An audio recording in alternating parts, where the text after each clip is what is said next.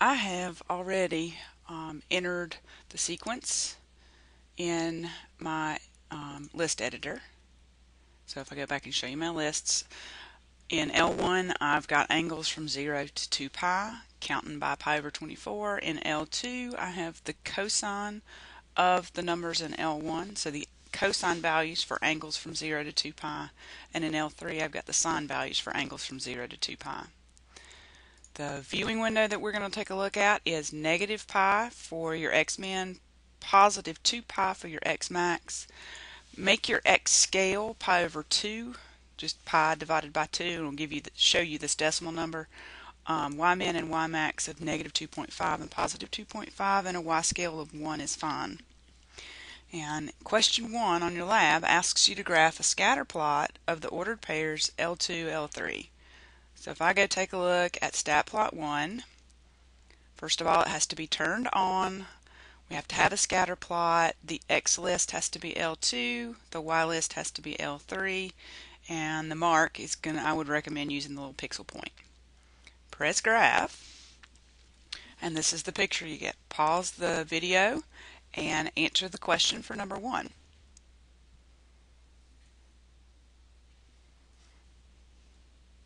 Now moving on to number 2.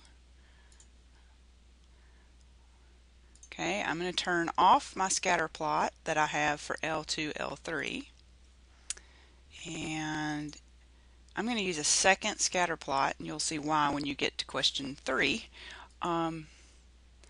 Plot 2 I'm going to use, and it's going to be set up, of course, to be a scatter plot.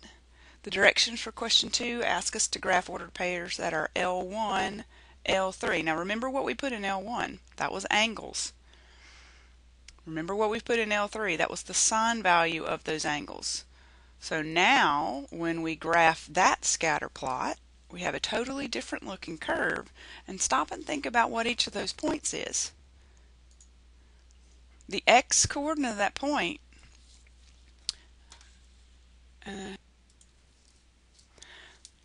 remember that our X list is the numbers that we have in L1, which are angles. The Y list are the numbers that we have in L3, which are sine values. So if we've got ordered pairs L1, comma L3, we're looking at ordered pairs that are angle, comma sine value of the angle. Alright, now I want to graph both the circle, which is what I have set up in stat plot 1, and the curve on the same viewing window. Now when you press trace, okay, it's going to start you with the first point in your first stat plot, which is the point on the circle. Think about what that point is. It's the cosine and the sine of 0 radians.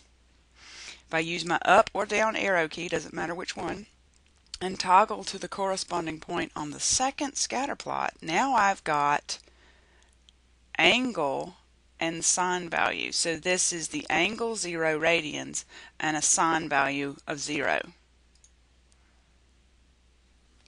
Okay, if I use the right arrow key and move to some point on my circle, it doesn't matter where I am, and then I toggle up and down, okay, up or down, either one. So right now I can tell that I'm on scatter plot 1 because of the little P1 that's up in the upper left corner. If I use the down arrow key, now that's toggled to a corresponding point on scatter plot 2. Okay, so this is the angle. The x coordinate is the angle, 0.3926 radians, and the y coordinate is the sine value of that angle.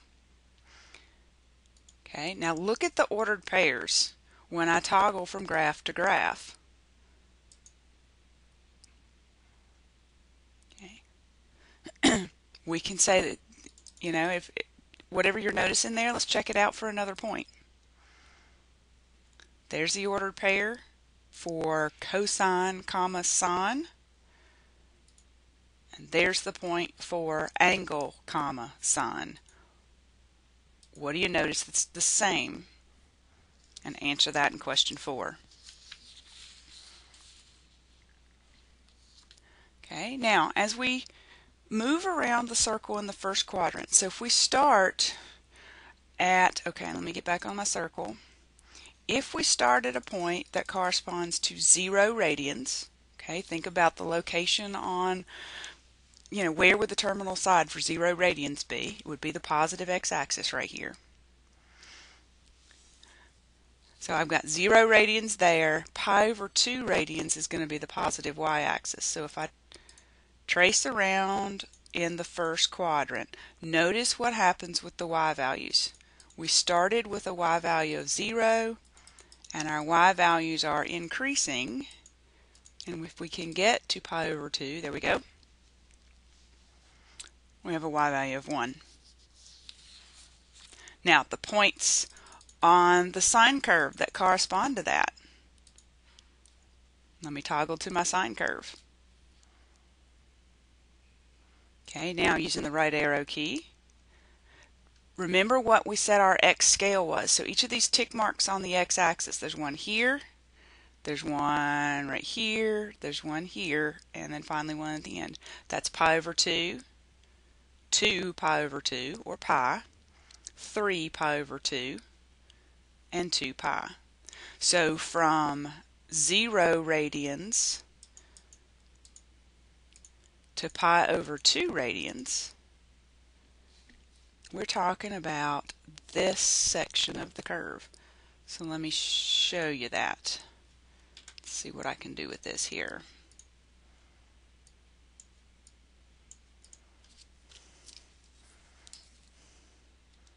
Alright, points in the first quadrant where the y values go from 0 to 1 are going to correspond to this section of the sine curve. Notice that the y values go from 0 to 1. Okay, then we're going to do a similar, look at a similar thing for the second, third, and fourth quadrants.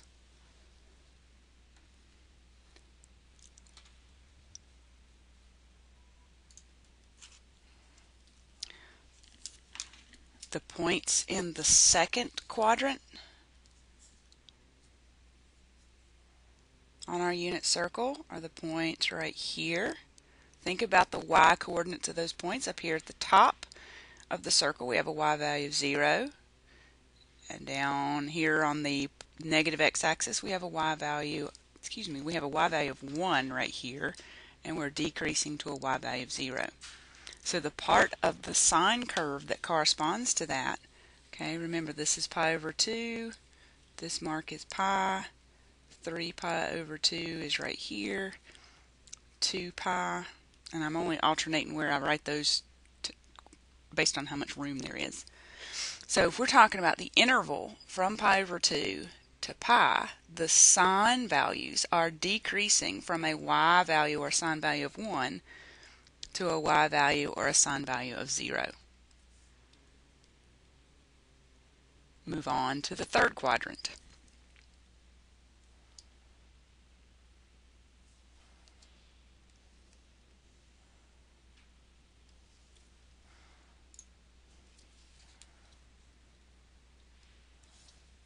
If we take a look at the points on the circle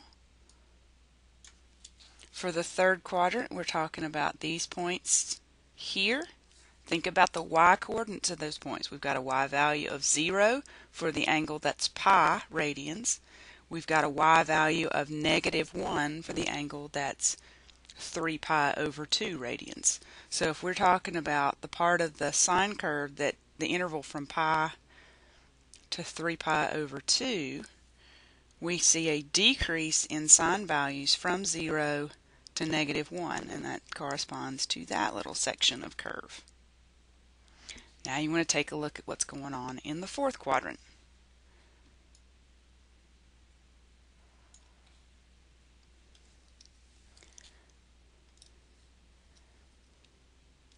Fourth quadrant points on the unit circle are these points here. think about the y coordinates of those points. A y value of -1 for the point where the angle is 3 pi over 2. And then we see increases to a y value of 0 for the point that corresponds to the angle 2 pi. So from 3 pi over 2 to 2 pi, we have sine values that start at -1 and they increase to be a sine value of 0.